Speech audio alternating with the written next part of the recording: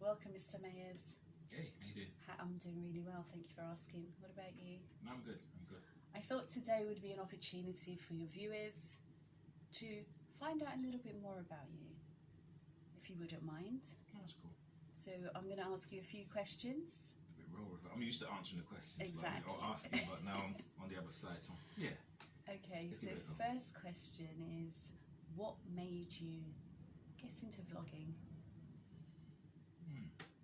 Yes. Okay, so some years ago, I had the opportunity to do some broadcasting on the satellite dish. Right. So professional, semi-professional, for a few independent stations. I moved around a bit. Had a few series on a few satellite stations, and they were quite conservative. Very nice people, beautiful people, but quite conservative. So there was a bit of an editorial line in sense of talk about sex, or you could, certain topics were just off limits, or it would cause a stir.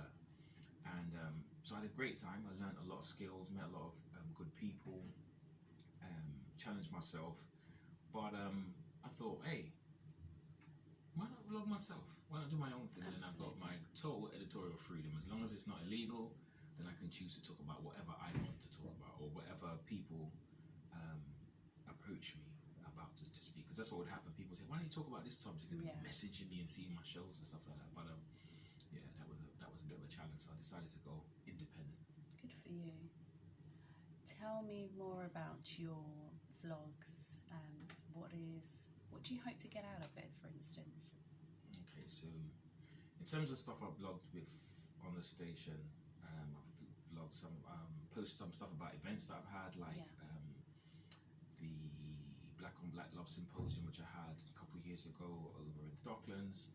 I had a show called It Takes Two. It's a relationship show, and people will have kind of like relationship questions or dynamics that come up in relationships, and I've done some work around that, and I hope to go back to that in the future as well, do some more work in that area. But I recently posted started a new series called the High Calibre Man podcast. So that's some of the stuff I've done and doing, and that's going somewhere in the future. But what am I hoping to get out of the podcast? Or I think more than anything else, it's not even a matter of education. To say I've got all the answers, because I'm a therapist. That's how we think about things. There's a certain way that not so much having all the answers, but asking the right questions or having the conversations that will, get people thinking. That's the whole idea. It's not to have all the answers and to instruct people, but to create a dialogue. And out of that dialogue, the answers will emerge. Yeah. So that's what I hope for, to create a bigger conversation. Okay. You touched up on High Calibre Man. Can you tell us? So that's your next vlogs. Yeah. Tell us more about those ones. Yeah. So the High Calibre Man. What is that about? Yeah. So that's, how can I put this now? So there's a famous podcaster that just recently passed, right? Okay. And he didn't create the idea of the High Calibre Man, but he was somebody that really spoke about that, and the concept of the High Calibre Man. It's existed for years, but it became famous via his podcast. And we talk about, it's based on income and a network that you have, the kind of social class that you're connected to. You're either considered a High Calibre Man by those in that group. You earn a certain amount of money every year, or per month, or whatever it's per annum. You have to be earning it for over 3 years. So there's a kind of like a criteria. And I thought it was a pretty cool criteria. And the internet is awash with that kind of conversation, this obsession around that. But I thought, what's interesting is that that's very much pinned into sort of economics, which is cool. Go for the bag, no problem. But then I thought about, what about character? What about character? Where does that come in? Because there have always been men that have been respected in society and acknowledged, not because of wealth and social status, but just based on character, wherever they found themselves in the social hierarchy. But because of their character, they was always recognised and always valued. And so I came up with the idea of the High Calibre Man, right, which is slightly nuanced, slightly different. And so the High Calibre Man is based on certain characteristics that he works on, and he evolves in himself, right? So the first one might be that he's somebody that's accountable, that he holds himself accountable. He doesn't blame everybody else, but he holds himself accountable so that he can grow out of that. He's a person of integrity, not even perfect, but he's a man of his word, and if he falls out of integrity when he's not of his word, he does something to try and repair it. Right. Yeah. be somebody that works on self-determination. So life's fraught with challenges. Sometimes we get knockbacks, but you don't just give up. You kind of like pursue your goals in the face of adversity. Yeah, he's the high caliber man is somebody that will be like a visionary goal setter. He's gonna have a certain way of looking at things long term and structuring his goals, so that it's something that he's working towards.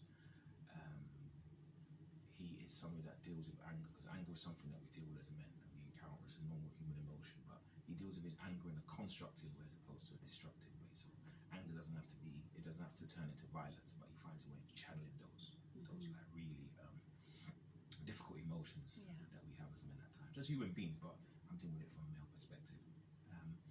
And last but not least, the high caliber man is somebody that has a certain level of respect for womanhood, or nurtures that within him, so he can acknowledge the divine feminine, and he's not threatened by female success or a woman's success, or we like that a lot. He's not an oppressor of women, more of like a liberator of women in that respect. So yeah, so these kind of elements any man can work on, regardless of his religion, his political affiliation, his social standing. It's just like a kind of personal thing about a man's character. So I'd like to evolve the conversation around those topics from a male perspective.